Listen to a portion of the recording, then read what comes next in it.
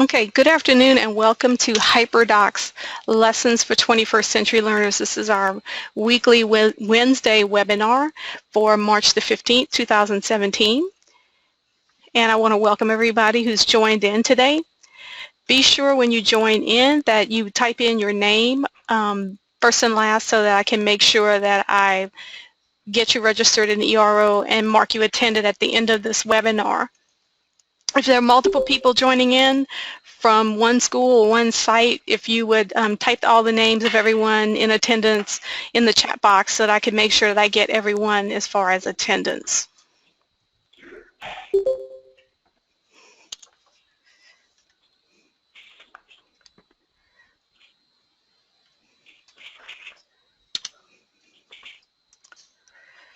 All right.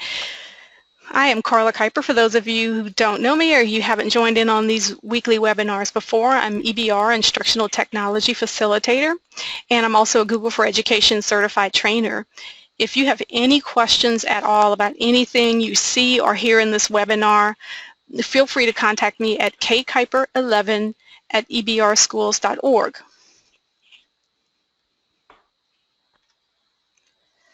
Again, this webcast is going to be worth 1 CLU. Please sign in with your name. That just helps me to keep up with that aspect of these webinars.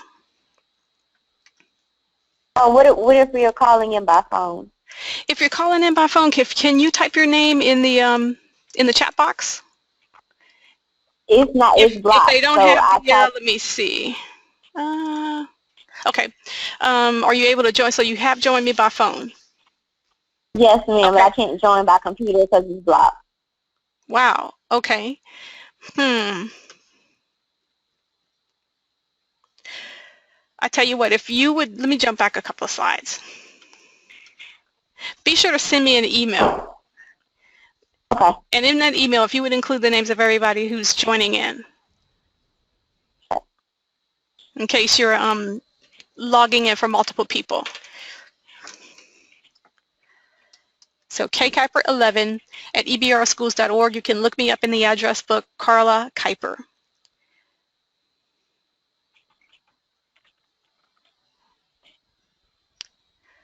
All right.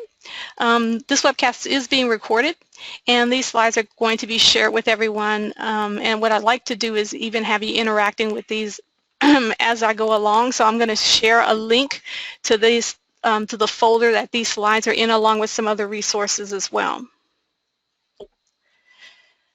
I'm going to ask that if you have a microphone connected, if you would mute it for right now. I would appreciate that. That'll help all the attendees hear a lot better. And then later on, if you have a question, I'll pause at different times and then give you a chance to connect with your microphone and ask a question. And feel free, if you're connected without a microphone, to just type questions in the chat box or thoughts that you're having. I'm also going to take a moment and I'm going to actually unshare my screen and give you the link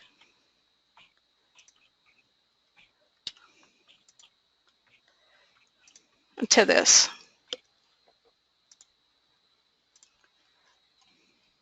And I'm going to put it in the chat box. So if you would go to the chat box at this point, you should be able to see the link to my slides and other resources for today.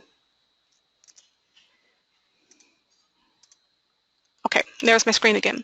Okay, so today, if you'd like to access the slide deck and also the Hyperdoc that I'm going to be sharing with links to a lot of different resources, it's tinyurl.com, EBR Hyperdocs, I should say, tinyurl.com/EBR Hyperdocs. It's also in the chat box as well. Okay, I'm getting a message, I think, hang on a sec. Good afternoon, teachers. Just a couple of announcements. We would like to say congratulations to the Lee High School Sorrel Mechanical Choir. They earned a superior rating in the sight reading category at the Large Ensemble Festival today. Great job, ladies.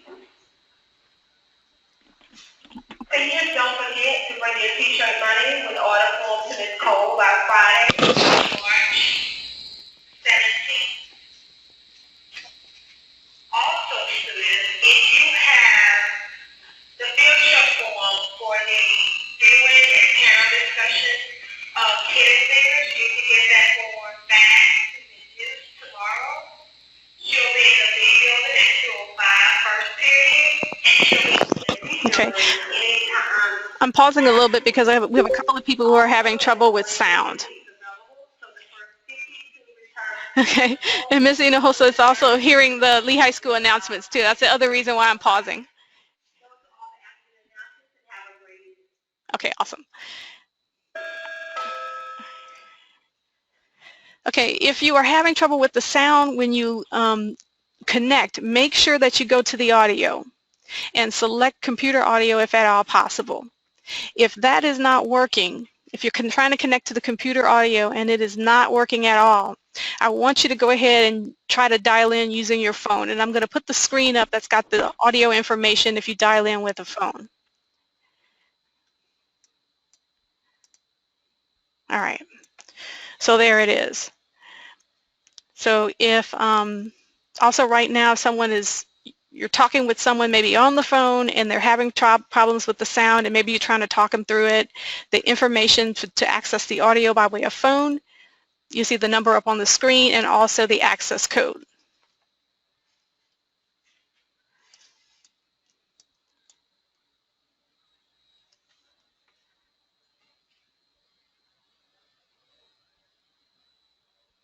All right.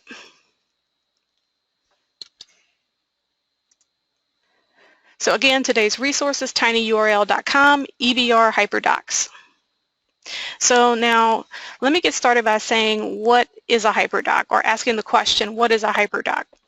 Well, I like to think about a Hyperdoc in much in the same way that that movie that was out that was very popular when I was a lot younger thought about space.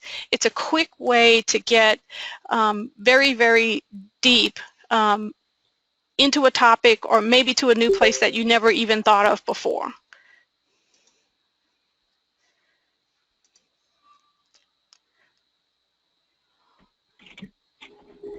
And so what would happen was in the movies, our favorite heroes would suddenly leap from one spot in the universe to a completely different location just by traveling through hyperspace.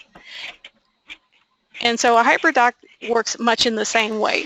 Simply put, a Hyperdoc is a Google Doc that contains an innovative and engaging lesson for students. And it's often thought of as a 21st century take on the basic worksheet.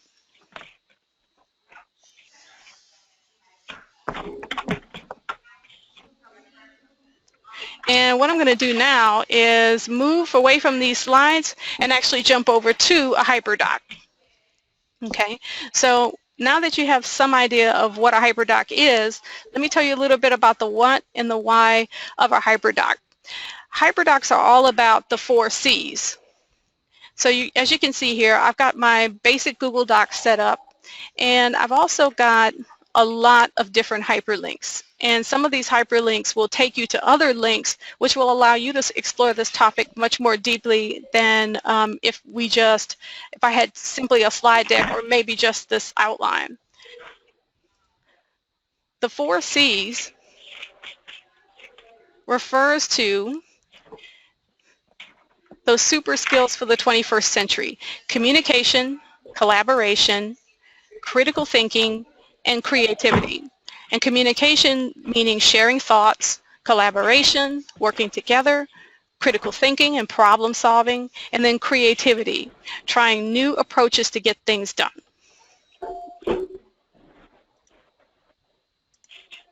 So again, that definition of a Hyperdoc is a transformative and interactive Google document.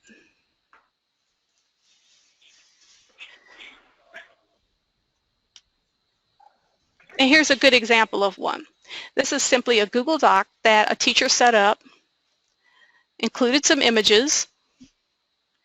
This is for an older crowd because the teacher has also indicated to the students how to go about making a copy of this document for their own Google Drive. And it's got all of the directions, all of the steps that the students need to take to be able to complete this assignment. So it has the first step that, for example, the students will read with a digital retelling, then reading through a lens, and then reading and also responding through writing. And of course, in this Hyperdoc is a hyperlink that will take you to a blog all about students and innovation and how to foster creativity in education. So the idea is that the students go in, read the article after they make a copy of the document, and respond. So much more interactive than, say, the textbook workbook combination or just a plain old Google Doc.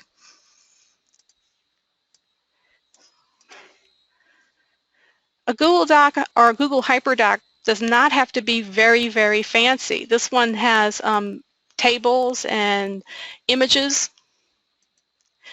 A Google Doc could be very simple and used for students who are much younger. Here's an example of a Hyperdoc for a much younger crowd, cats or dogs. Which one makes a better pet and why? And as you can see, there's an image here, and then the teachers included a task. Your task is to explore the resources below and take notes. So the students are going to be using either an infographic. So when they click, it'll take them to an infographic, a PDF article,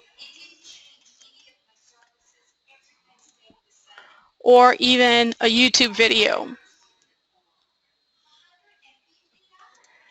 So the students are going to take a look at each one of these resources in turn and then take notes using the Google Doc.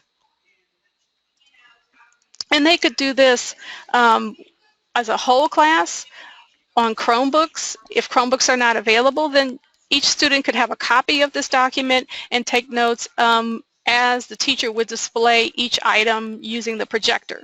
So it does not always have to work out in terms of each student having a device or only working in a one-to-one setting. This is designed to be flexible and to work across different settings. Another option that you would have as the teacher is to have students open this Hyperdoc in a computer lab setting and then access these resources digitally. So if your school has a computer lab set up, you might think about creating a Hyperdoc for your next topic or next unit and having students work with it that way.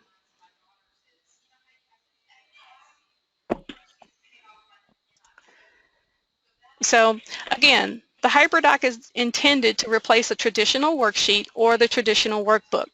And the reason for that is that Hyperdocs emphasize strong, innovative instructional design and pedagogy. So they're all about teaching and learning. And in terms of pedagogy, I'm talking about things like personalized instruction, blended learning, universal design for learning, flexible groupings, and also project-based learning. You may also be wondering, well, how could I incorporate this in with my class? What if I have students who are learning English, or students who are gifted and talented? Or what if I have students that have difficulty reading or who struggle to access text? One tip that I'll give is read and write for Google. And also another tip I'll give is voice typing in Google Docs. So this doc is hyperlinked, and you can access this from my main Hyperdoc. Read and Write for Google is an extension, and I actually have it running on my computer that I'm on right now. And what it does is that when installed and activated, it will start making the document more accessible for students.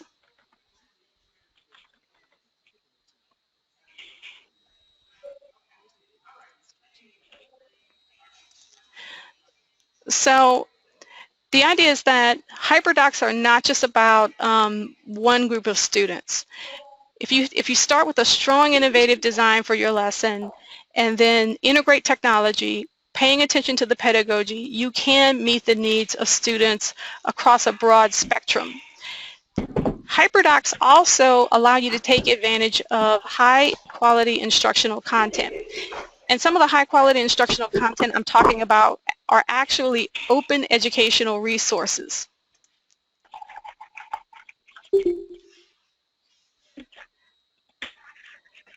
Open educational resources, if you've not heard about this trend in education, is a movement out there of schools and districts and states that are coming together and putting together collections of dynamic digital content, all of it open sourced, free of charge, and available to be hyperlinked into lessons. And one great resource for that is called the OER Commons, Open Educational Resource Commons, oercommons.org.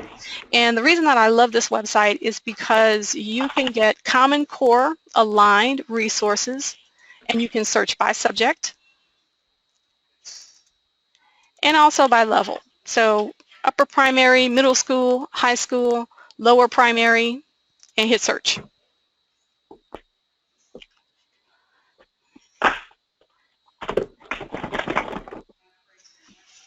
And you can find a variety of different resources that are already in a digital format. And if you are a Google for Education teacher in the district, a G Suite teacher, in our one-to-one, also I want to highlight right here that OER Commons will share with your Google Classroom. So if you're a Google Classroom teacher, you've got an integration right here that will send the content right onto Google Classroom. The other thing that is also totally awesome about Hyperdocs is that they feature high levels of student cognitive load. That means that students are doing the work and not the teacher.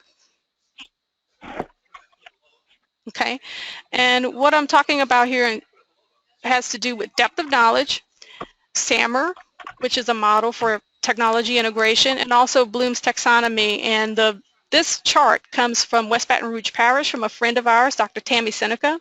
She put this chart together, and I'm going to talk a little bit more about SAMR a little bit later, but just to get started, as we move up the level in terms of depth of knowledge, so moving from basic skills, recall and reproduction, all the way up to strategic thinking and also extended thinking, we're moving along a model of technology integration that starts looking at how can we redesign tasks for our students.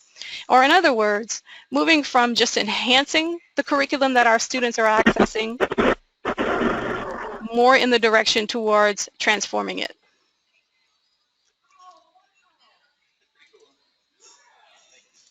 Okay. Hyperdocs really encourage students to innovate by way of moving teacher-driven lecture towards student-centered inquiry.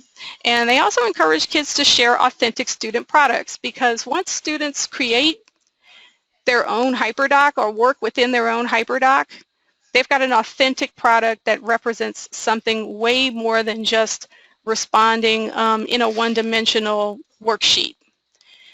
At the end of the assignment, each student has a personalized product, which they can then share because it's in a Google Doc format. So it's very easy for them to hit the share button and to start sharing this with classmates, other students in the school, parents, and so on.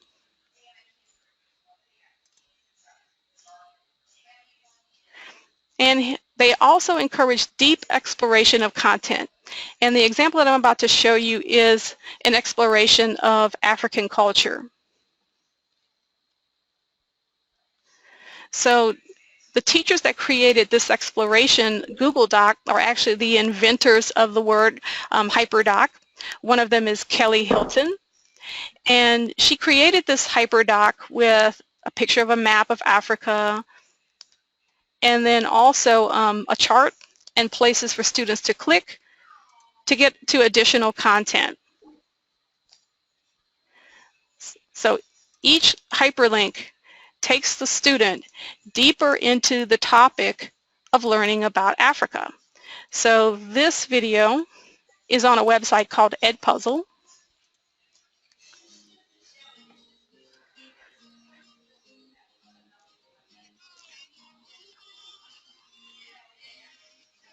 And I love Edpuzzle because it allows teachers to take videos, oftentimes from YouTube, and then to add your own formative assessment questions into them.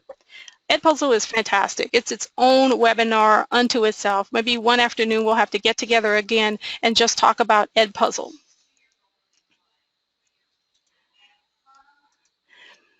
And you can see in the Hyperdoc are also some hyperlinks that takes the students over to a website called ThingLink.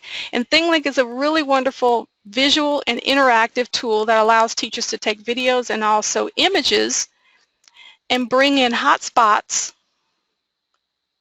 so that in each hotspot that the student touches, they get more information and dig even deeper into the content. Now, it could take students a few minutes or even a much longer time to explore all of the links that the teachers placed within this ThingLink. And then once the students have discovered and explored, then they get to reflect.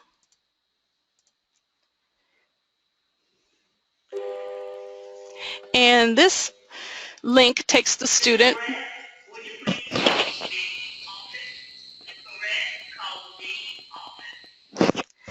takes the kids to a website called Padlet, which is this really cool interactive bulletin board that allows students to type in their response about the content that they're interacting with. And so you'll see this is an actual class that went through the ThingLink and also watched the Edpuzzle video and then typed in their responses. So that website is called Padlet, padlet.com. It lets you set up this virtual bulletin board. In the past, we would give kids maybe a half a sheet of paper to write a response, or maybe a half journal, a sticky note. So think of it as a virtual bulletin board that allows students to pin virtual sticky notes.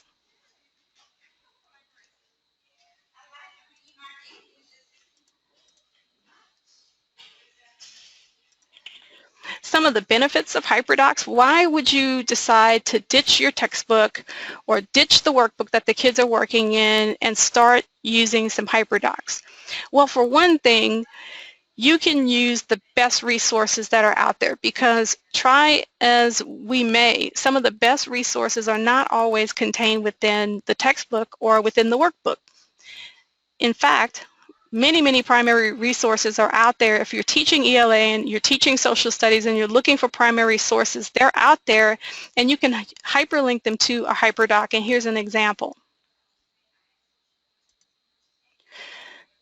This is a Hyperdoc created by a upper grade ELA social studies teacher.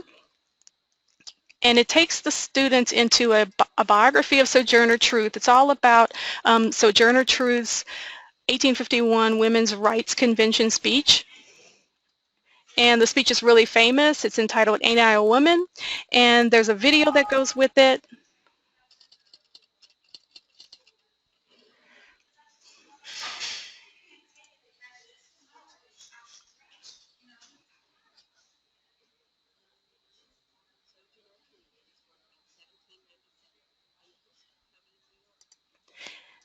And in addition to that, there are other resources here as well.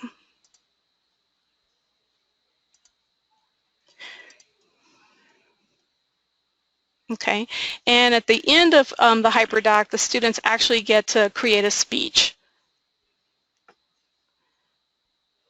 So they get to create their own version of Sojourner Truth's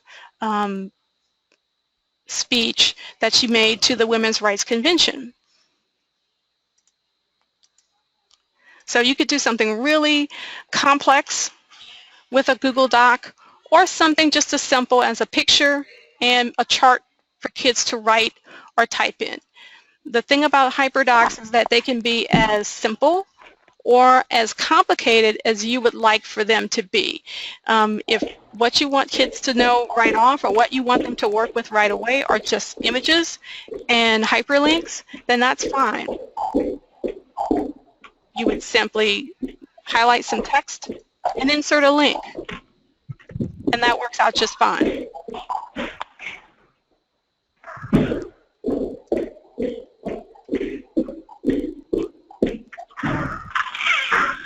let's see, I think someone maybe might want to mute. So maybe it's a little bit loud in the area that you're in. Okay. The other thing that I'm also wanting to point out here is just that the Hyperdocs can span grade levels. You could start with something that's just for students in the lower grades and make it much, much more complicated and interactive for students who are in middle or high school.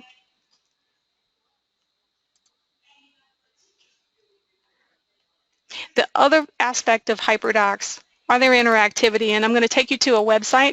This website is a Weebly site, and it's called Mr. Mac's Room.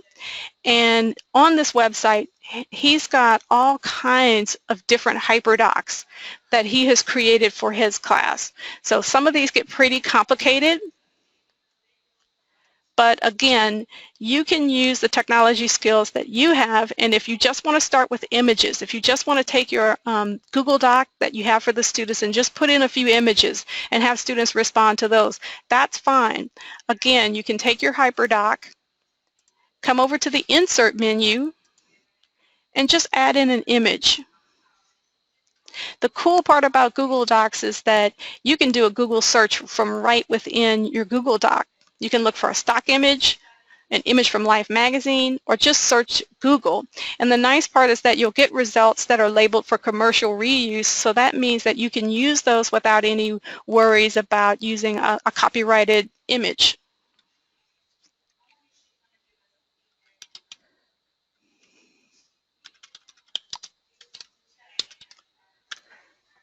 And so if I type in a topic such as Washington, D.C. or a location, I start getting all kinds of royalty-free images that I can just drop into my document. Simply click on it and hit select, and it brings your document right in, the image right into the document.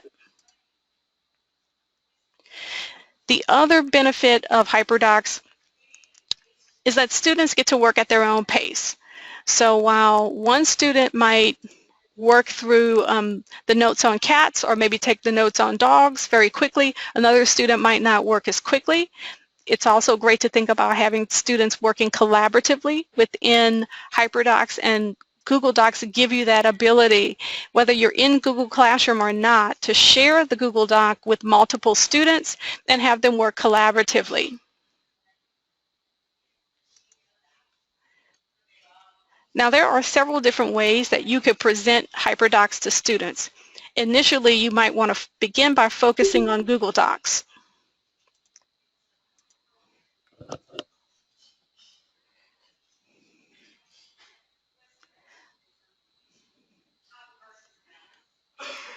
And so here's an example of a Google Doc. You may want to begin simply with Google Docs. But you could also branch out and consider using a Google slide or even a series of Google slides as a Hyperdoc.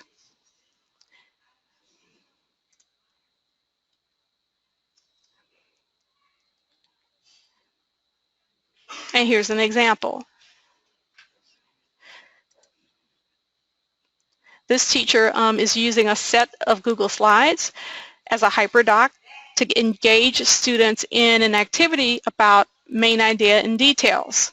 So it begins with an engagement piece and a question, and students can click on a hyperlink in Google Slides that again takes them to Padlet and allows the kids to pin a virtual sticky note on a virtual bulletin board.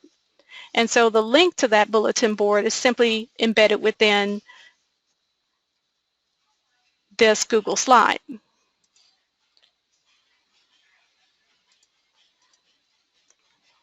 And so I'll let you explore that one, because there's lots and lots more to this.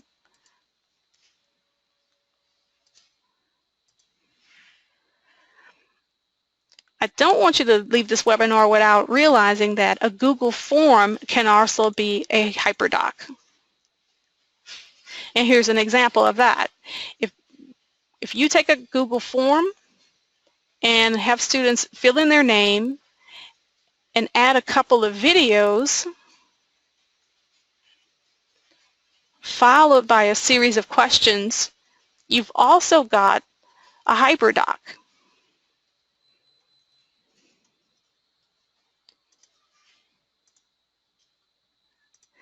finally, I don't want to neglect to mention that a Hyperdoc could also be about maps.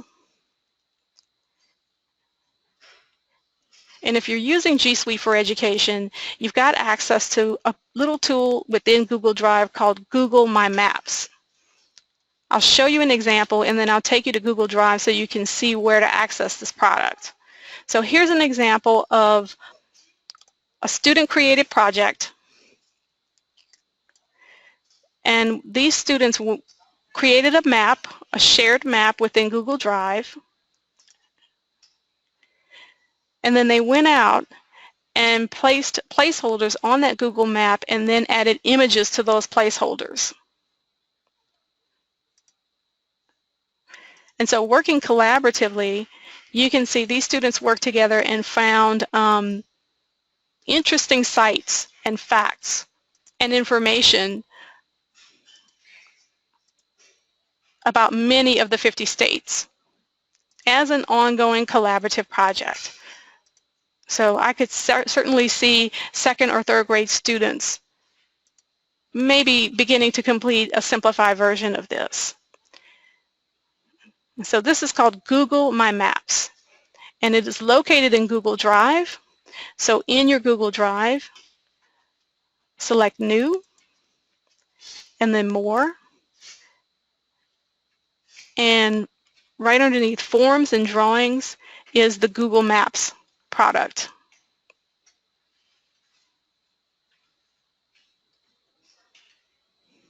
So anytime students would be using a paper-based map or a map in a workbook, you could bring in the virtual map into the classroom, and it's located right within Google Drive.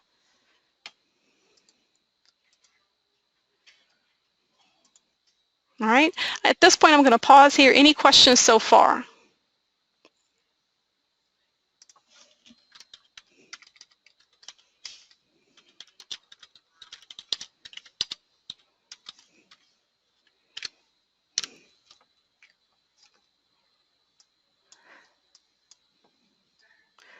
I hope that what you're getting out of this so far is that if you're using Google Docs already, you may be thinking of some ways that you could really extend some activities past DOK Level 1 or DOK Level 2 with your students. You may be thinking of some things that you could, some projects that you could set up for students in your class, or maybe give students an opportunity to research a topic a little bit more deeply, or maybe even research more of a background into the things that they're writing about or the stories that they're reading about.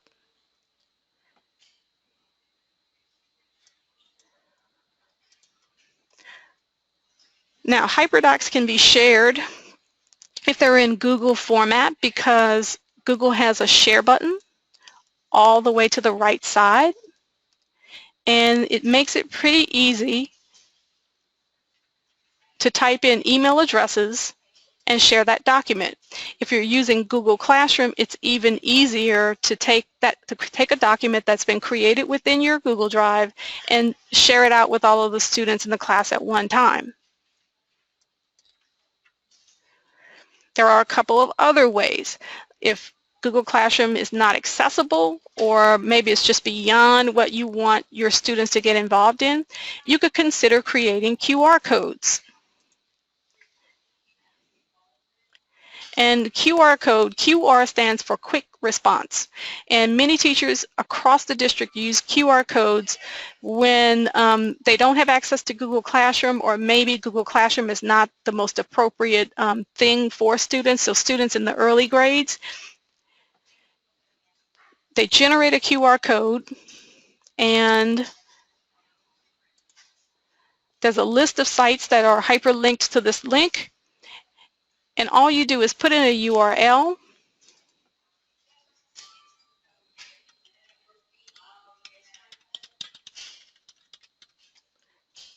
and then you generate your QR code, and you would be able to get this QR code. There's a whole list of these here. Some of them require that you sign in and others don't. So let's get one that doesn't require any type of sign-in. and I hit enter, and now I've got a QR code that's going to take me directly to the EBR district site.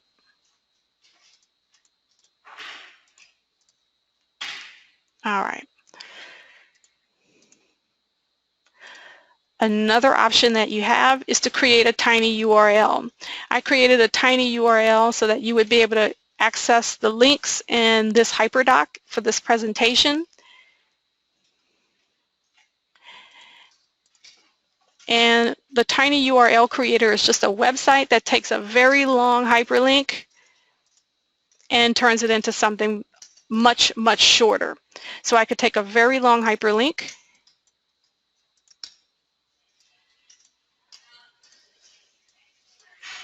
such as the link to this Google slide presentation, go to tinyurl.com, enter it in, and it gives me back something that is a lot shorter. So it took all of this text and it turned it into tinyurl.com / and a few letters.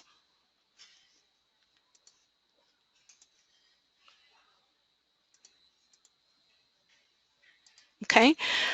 A couple of best practices that I want to share at this point is just that to make your Hyperdocs student friendly, and they'll go a long way. Students will be really excited about them too.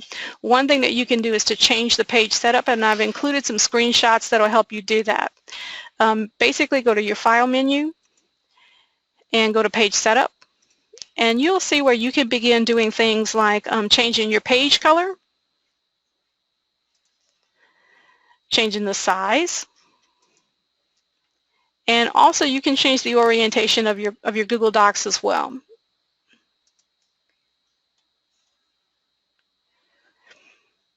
The insert menu is also your friend. From the insert menu in Google Docs, you can include images and links as well. You can include charts and create tables. When you're within a Google slideshow, it's pretty easy to go to the insert menu, and you also have the option in Google Slides to include video. So you may want to consider embedding video in a Google slide, or you can just include the link in a Google Hyperdoc. So you can see I've inserted a link just from the insert menu and link, and it creates the link for you.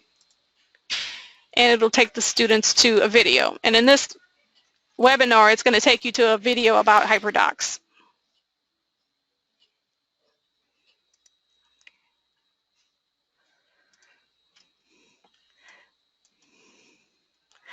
All right, I'm going to pause for a second. Ms. Hinojosa from ESL is sharing a couple of tips with me. And these are pretty awesome. If you're looking in the chat box, you can also use the Google shortener. It's a Google URL shortener. So it's goo.gl.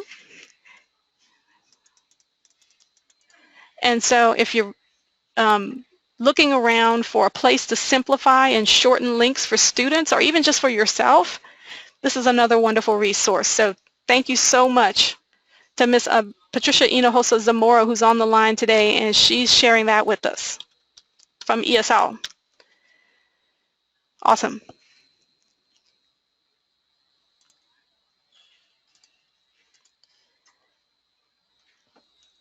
I mentioned the SAMR model a little bit earlier. Once you have a topic in mind and you set up a Google Doc, you do want to think about depth of knowledge and the resources to support the depth of knowledge that you'd like students to work at. SAMR is a model of technology integration, and I just briefly mentioned it earlier. It means that we use technology in some very specific ways to support student learning. At the bottom of the model is substitution, where we just substitute, say, Google Docs for a worksheet page. Or we can go with augmentation, where technology acts as a tool substitute with some improvements or some enhancements, like the ability to add spell checking or the ability to add a dictionary.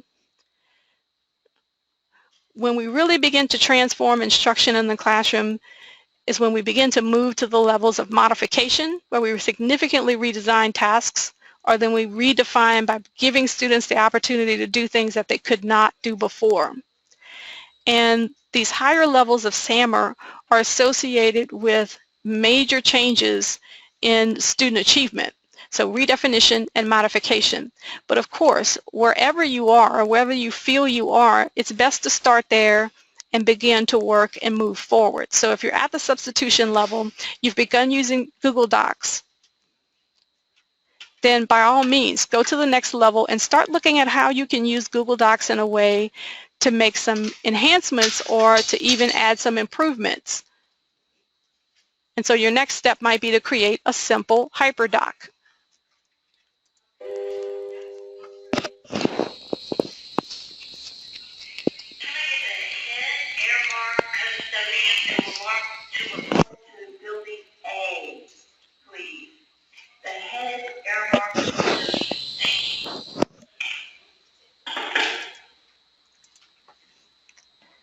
I've also linked in some videos about SAMR. So if you're interested in this whole concept of taking your teaching to the next level using Hyperdocs, I've got some links in here. They'll take you to some videos and they'll give you some additional examples of how you can move from substitution to augmentation, modification, and then moving forward to redefinition. Keep in mind, like I mentioned earlier, the higher you go up the SAMR ladder, the more changes you should see in terms of student achievement, and also the higher the level of DOK.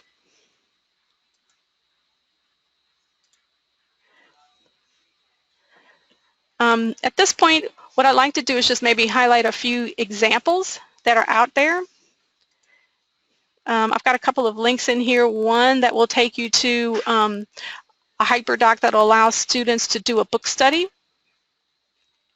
And as you can see, this is several pages. This is not something that students would do all at once, but something that they would do over a period of time. So an extended amount of research and writing.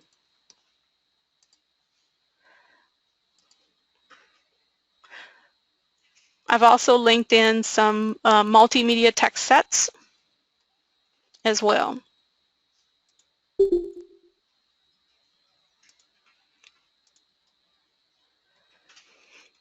In addition to those examples, I put in the links to some tools. One is ThingLink, and this is a website that lets you create those hotspots and annotations on images and videos. And there are some really wonderful examples on this website that you can look at or that you could even get the URL and use. So definitely, if you're new to ThingLink, start off by searching the website for resources that are already out there. Here's a middle school or elementary school science example of a teacher who took an image of the human body and then added hotspots and YouTube videos.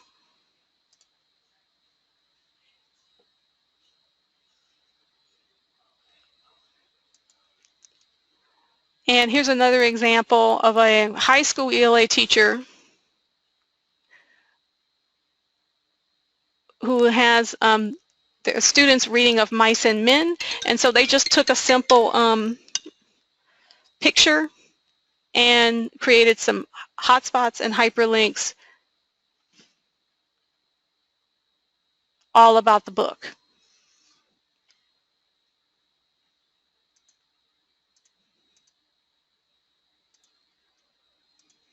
If you're interested in tools like ThingLink and also like Padlet, if you come on over to the EBR EdTech website, you're going to find that on our website there is an EdTech integration tool presentation put together by Ms. Keisha Arsenault, and she has a table of contents within it, and it will allow you to find many creativity tools. And you'll even see some of the tools that I've been talking about today: Google Forms, Google Classroom, ThingLink, and Make Believe Comics, for example. All of those are on the EBR Schools EdTech website, so ebrschoolsedtech.org.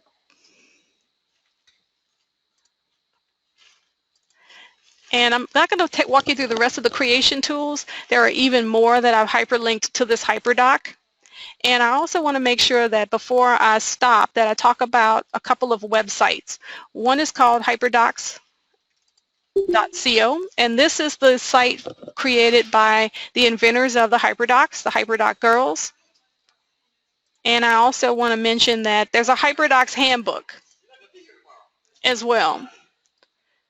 And it's not displaying on my computer, but the link will take you to Amazon.com if you're interested in the book that's all about Hyperdocs, written by the inventors of Hyperdocs. It's a pretty, if you're an Amazon Prime member, it's a pretty reasonable price to pay for a great read. It's an easy read. There are plenty of examples. There are many, many hyperlinks in the book if you get the digital version, and you can take a look at those examples. So it's a wonderful book. It's called the Hyperdoc Handbook.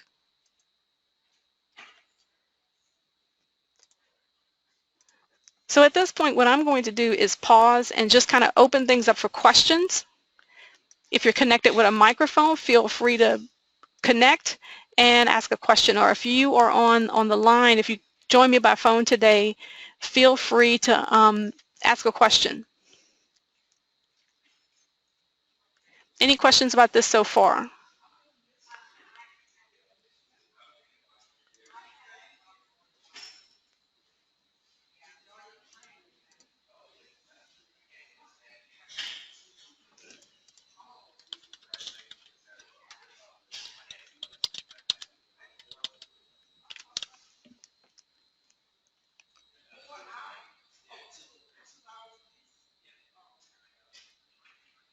The site that I'm showing you right now is part of that website created by the inventors of the Hyperdoc, and it will take you to lots and lots of different samples, examples, and templates.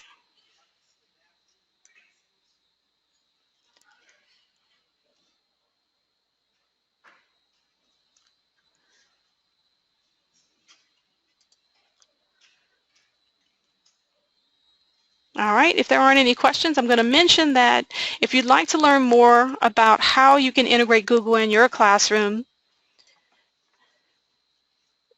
the G Suite for Education Spring Webinar Series continues next week. You can register at the hyperlink in the slide deck.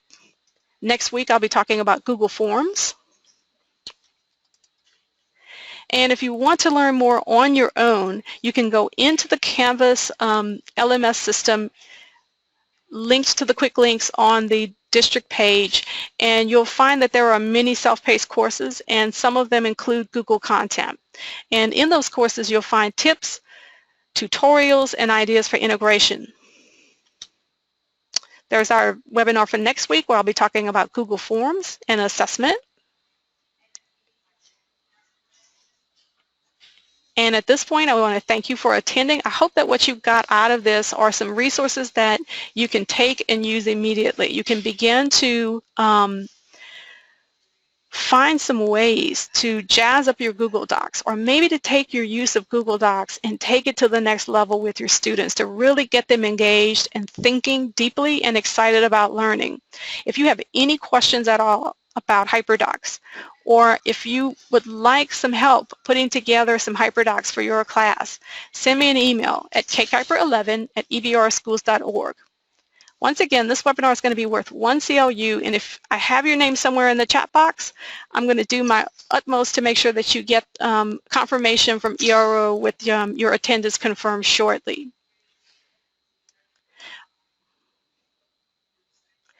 Okay, I have a couple of questions coming in. And the question is, will this be a PD on Canvas so that it can be reviewed later? Definitely. I love Hyperdocs, and I hope that you're excited about them too. And I hope so. If you're asking if this is going to be a PD that I put online, that means that you're excited and maybe you want to either learn more, maybe at a later time, go back through some of the hyperlinks or this video, or maybe you want to share this with others. And definitely, this is going to get posted. First, it's going to get posted on the EBR EdTech website, and then expanded out into a PD that will be within Canvas so that you can go through all of these hyperlinks and videos and samples and examples in a more structured format? So the answer to that one is yes.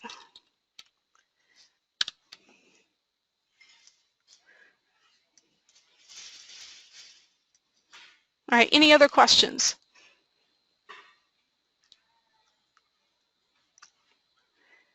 Okay, well, again, thank you so much for attending. I really enjoy presenting this. I'm excited about Hyperdocs. I hope you are too. I'm going to stay around for a little bit longer and answer any questions. I know that some of you may be going through some of the hyperlinks and you may be reviewing some things, and in a minute or two you may have a question. So I'll stay around for a little bit.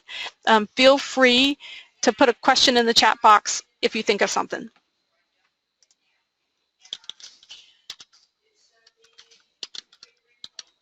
All right, and Dr. Birch is saying thank you. Thank you, Judy, and let me know if you have any questions about Hyperdocs.